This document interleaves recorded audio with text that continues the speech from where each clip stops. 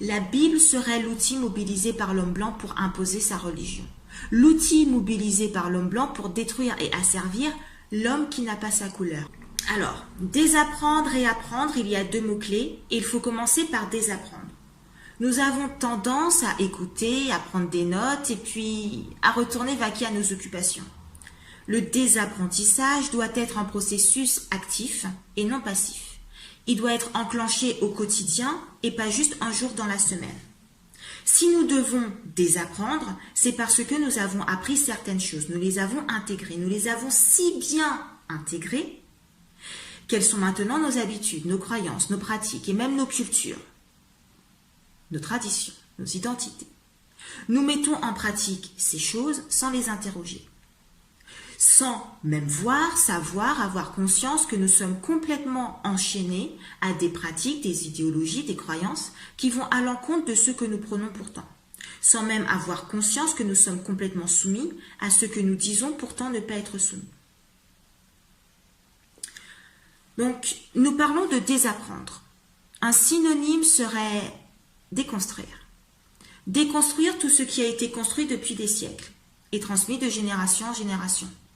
Vous comprenez donc que le travail de déconstruction ne peut pas être passif, mais actif.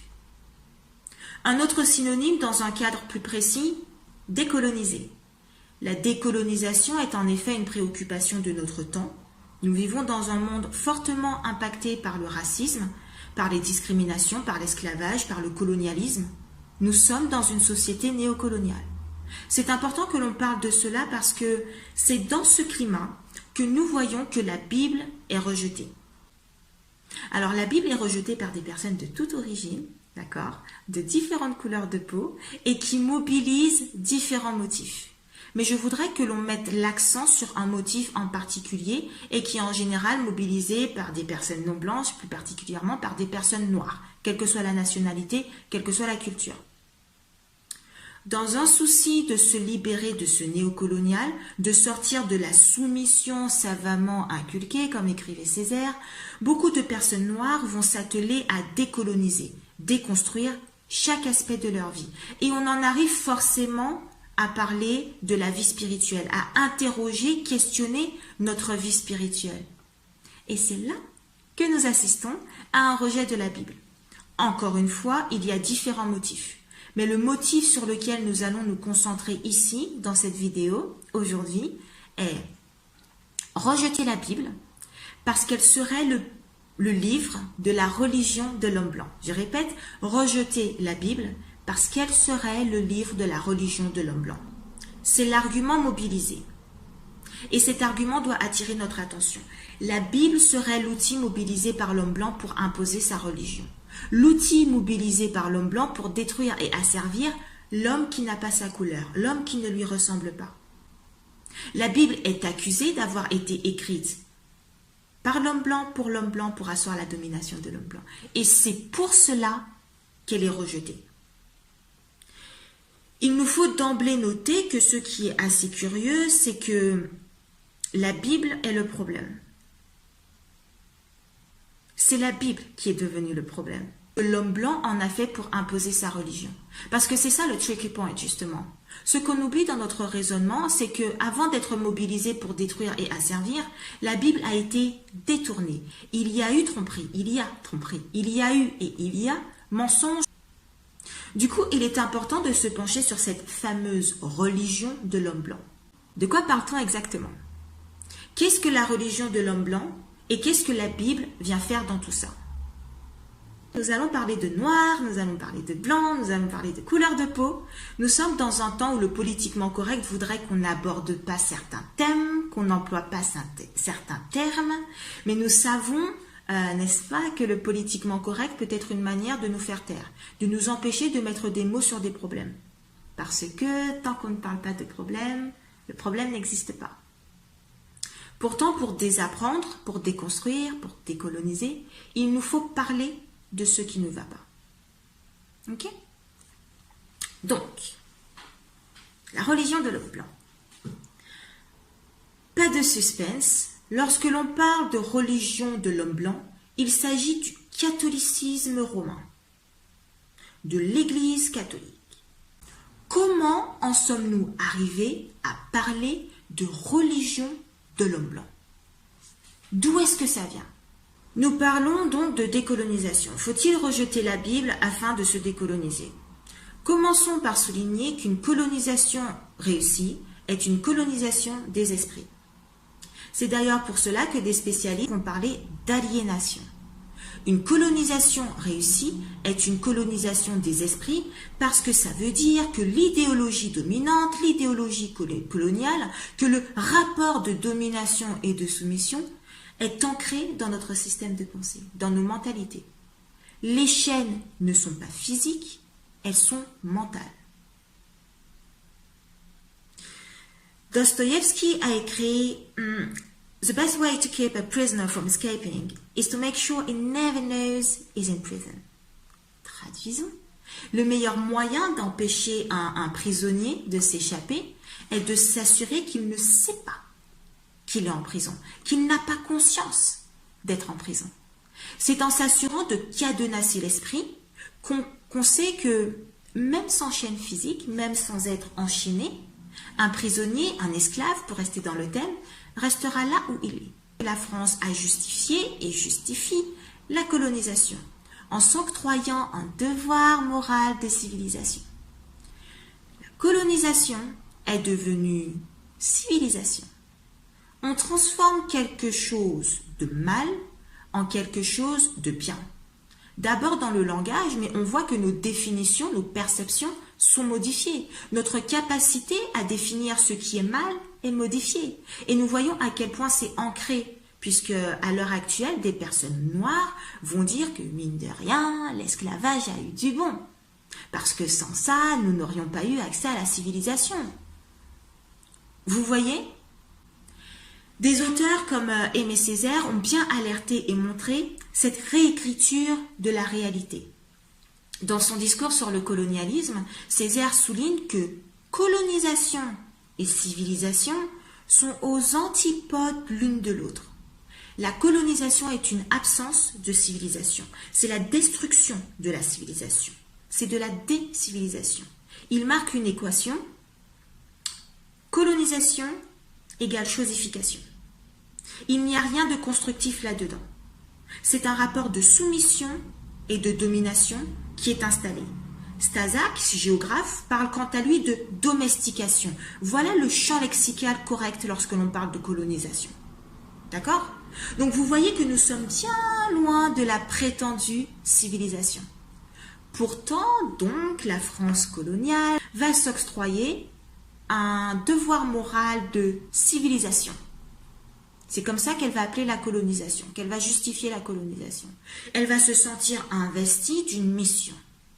Dans sa position de dominant supérieure aux autres peuplades, cette mission est d'aller civiliser ces autres personnes qui ne lui ressemblent pas.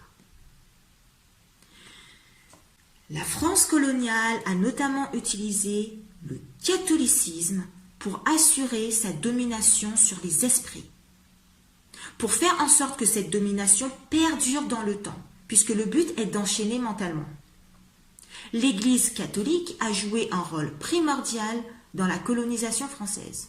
Sous prétexte d'évangélisation, et les guillemets quand même, des missionnaires catholiques ont envahi notamment les secteurs de l'éducation et de la santé. Des écoles missionnaires catholiques dans les colonies françaises permettent de promouvoir, permettent d'imposer plutôt, la supériorité de la culture française, de son idéologie. Il est question de propager la foi en mobilisant toute la rhétorique de la civilisation. Colonisateurs et missionnaires catholiques marchaient main dans la main. L'évangélisation des Noirs d'Afrique était la mission de congrégation catholique jusque dans les années 1930, officielle. Cette évangélisation a organisé une certaine idéologie, mis en place certaines pratiques et aussi certaines croyances sur le principe de l'assujettissement, de la soumission. La mission colonisatrice est devenue une mission civilisatrice qui se confond avec une mission d'évangélisation qui passe par l'éducation et le médical. La mission colonisatrice est devenue une mission civilisatrice qui se confond avec une mission d'évangélisation qui passe par l'éducation et le médical.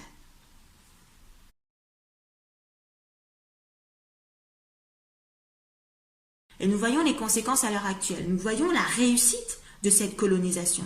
Par exemple, aujourd'hui, nous parlons de missions humanitaires. Ces missions humanitaires organisées par l'Europe, vers notamment l'Afrique, sont souvent composées de personnes blanches qui investissent le secteur de l'éducation et de la santé.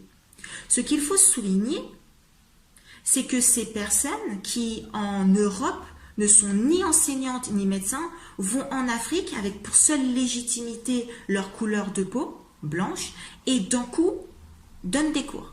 Sont professeurs, soignent, prodiguent des soins, infirmiers, médecins. Ce sont des choses qu'elles ne pourraient jamais se permettre en Europe. C'est la suite logique de ce qui a été instauré pendant la colonisation et avec les missions catholiques.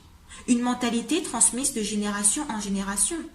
Donc c'est pour ça que nous parlons à l'heure actuelle de white saviorism, du complexe du sauveur blanc. Il nous a été inculqué que les personnes blanches, parce qu'elles sont blanches, sont supérieures. Et donc qu'elles ont un devoir moral de civilisation. Je parlais il y a quelques mois avec une jeune fille en France, une noire, qui souhaitait faire du volontariat dans un pays d'Afrique. Et elle a contacté un organisme et le directeur de cet organisme, un noir, lui a clairement dit que ça allait être difficile parce qu'il privilégiait des personnes blanches. Dans nos représentations, dans notre imaginaire, c'est le blanc qui vient aider. C'est plus acceptable d'avoir un blanc qui vient faire de l'humanitaire qu'un autre noir. Vous voyez jusqu'où ça va? Dans notre imaginaire, c'est le blanc qui vient aider. C'est lui qui vient sauver. Vous voyez pourquoi on parle de colonisation des esprits, d'aliénation, de chaîne mentale? Alors, cette posture du sauveur blanc aux Antilles, c'est la figure du papa blanc. Le papa blanc, c'est l'homme blanc paternaliste, amoureux de ces personnes exotiques, n'est-ce pas, différentes, et qui apporte donc la civilisation occidentale. Cette figure du papa blanc n'est pas née du jour au lendemain. Elle a été savamment façonnée sur les plantations, pendant l'esclavage, à travers les enseignements religieux dispensés aux esclaves. Parce qu'avec l'esclavage, le colonial, nous sommes dans un système de haine, de coups de fouet, d'asservissement, de déshumanisation, d'humiliation. Mais dans sa grande bonté, le missionnaire catholique va offrir un enseignement religieux, pro-esclavage. Souvenez-vous, nous parlons de colonisation des esprits. On dit qu'une image vaut 1000 mots. L'une des premières choses à faire, donc, et qui a été faite, c'est de graver dans l'esprit des esclaves une couleur de la supériorité, de la domination. On représente Jésus, on représente Dieu comme un homme blanc, avec des traits dits caucasiens. Cheveux mi-longs, lisses, châtain clair ou blond, des yeux bleus, des yeux verts, des yeux gris, des yeux clairs. Le divin est blanc.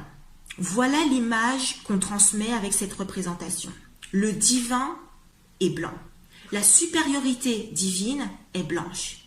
Il est normal donc que les représentants de Dieu sur terre, les représentants de Dieu sur terre autoproclamés, soit dit en passant, est une couleur bien particulière. Voilà comment nous en sommes arrivés à parler de religion de l'homme blanc, qui a été non pas évangélisé avec l'amour de son prochain, mais à coups de fouet à minima. Est-ce que tout ça là est biblique?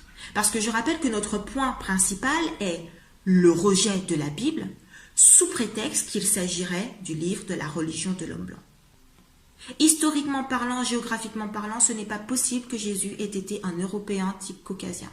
Mais nous n'allons pas nous engouffrer là-dedans. Mais notons-le tout de même, d'accord? La Bible a été mobilisée par les colonisateurs, donc l'homme blanc, non pas dans sa vérité, mais selon celle de ce fameux homme blanc. Esclaves, soyez soumis à vos maîtres, pour montrer que la Bible cautionne l'esclavage, qu'elle en fait la promotion. Donc, esclaves, soyez soumis à vos maîtres, c'est 1 Pierre 2, 18. lorsqu'on consulte la Bible sur United States Conference of Catholic Bishops, ok, 1 Pierre 2, 18 devient slaves. Be subject to your masters with all reverence, etc., etc. Dans la Bible, dans la Louis II, nous avons des lois concernant les esclaves. Au verset 2, Exode 21, verset 2, si tu achètes un esclave hébreu, il servira 6 années, mais la 7e, il sortira libre sans rien payer. Je vous invite à lire tout Exode 21, évidemment. Mais là, ce qu'on remarque déjà, c'est l'homme détourne la Bible. Il fait en sorte que les représentations soient claires. Le maître blanc, l'esclave noir. Ensuite, cet homme mobilise la Bible et lui fait dire ce qu'il veut. Il la fait coïncider avec ses viles ambitions personnelles. Je souligne, il ne mobilise pas la Bible dans sa vérité, il ne mobilise pas ce que dit effectivement la Bible, il mobilise ce qu'il veut faire dire la Bible. D'accord? Donc le représentant de Dieu sur terre, autoproclamé encore une fois, d'accord? Ce système politico-religieux, à travers ses missions, après s'être assuré d'imposer que sa couleur de peau est celle de la supériorité, et que ceux qui n'ont pas sa couleur sont inférieurs, ils sont ses esclaves, en disant que c'est la parole de Dieu. D'accord? Maintenant, cet homme doit châtier son esclave comme un père, le papa blanc, doit châtier son enfant. Et selon Proverbe 3, verset 12, en tout cas ce qui en est dit, c'est une preuve d'amour. Qui aime bien, châtie bien. Et ça y va avec les tortures et autres mutilations inhumaines. Au nom de l'amour, au nom de Dieu et en mobilisant la Bible. Alors, si c'est ça le Dieu qui est amour, d'accord? Si c'est ce que prône la Bible, il est tout à fait logique qu'il en soit fait un rejet. Donc, dans ce souci de désapprendre, de déconstruire, de se décoloniser, il faut faire la différence. Il faut faire la différence entre ce qui vient de la Bible et ce que l'homme a fait de la Bible. L'homme blanc a mobilisé la Bible en y allant de ses interprétations pour enseigner qu'il est le représentant de Dieu sur terre, qu'elle a été écrite par l'homme blanc, pour l'homme blanc, à la gloire de l'homme blanc.